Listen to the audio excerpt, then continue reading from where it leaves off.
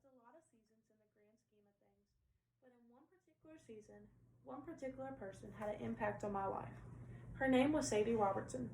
Sadie, at the age of 15, was able to qualify as the first runner-up on the 2014 Dancing with the Stars.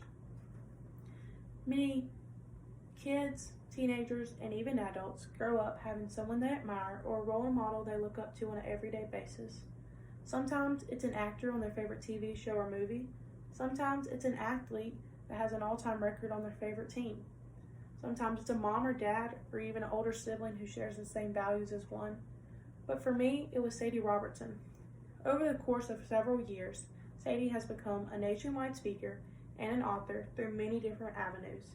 Although I've never met her personally, I've been able to see her mature in her walk with the Lord, and I've been able to see her mature as an individual in life through her blog, her books that she's written, through live speaking events over the course of years, and even through her podcast called Whoa, That's Good.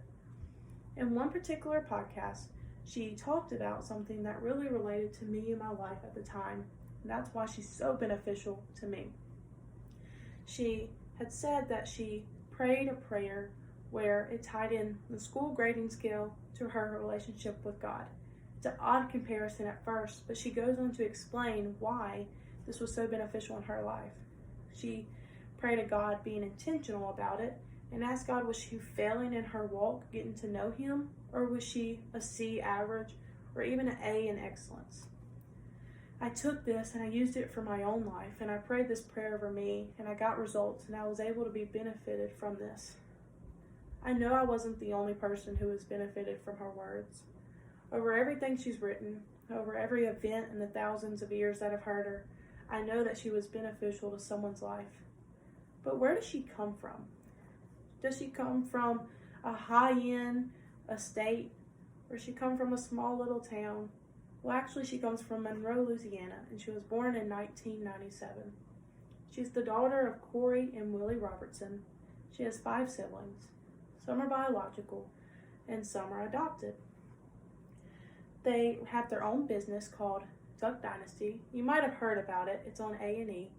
And they make duck calls, and they sell them. And being in this kind of industry, they have been able to love and have a passion for hunting, and they also have a love and passion for family time. In her book, she writes a specific moment of where her family has had a big impact on her life, and the family quality time that's been over the years has benefited her growing up.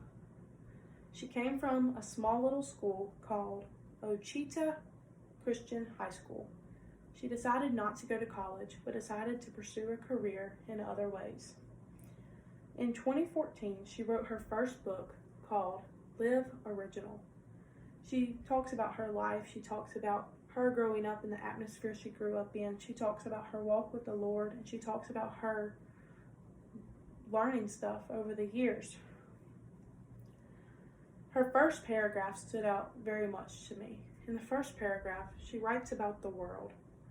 It's an odd thing to write about whenever you're writing a book about yourself, but she writes about the love that she has for other people. She writes about the world as not the seas and the grass, but you and I. What does that look like for us? Since then, I've been able to see what that really meant, because at first glance, I didn't understand what that truly meant. She sees the world as a witness she can expose herself to. She can tell them about the Lord, and she prays for this world, and that shows the kind of love that she has for each and every person, not because of herself, but because of God. Since then, she's been able to write 6 other books that have been published and reached thousands. She's been an actor in 2 religious movies.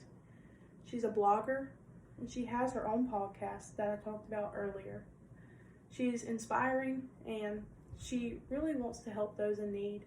She wants to be there for them, but she wants them to be intentional also with their walk with the Lord. She's a live speaker, and she spoke at many, many religious events over the course of the years, and I've been able to see her a few times in those events.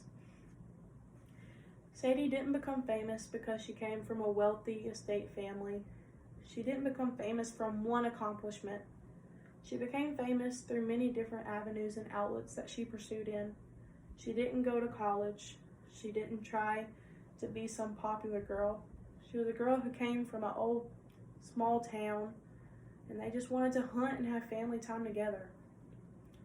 She was able to pursue life through books, through podcasts, through blogs, and she became a speaker that was able to witness and help and benefit many people.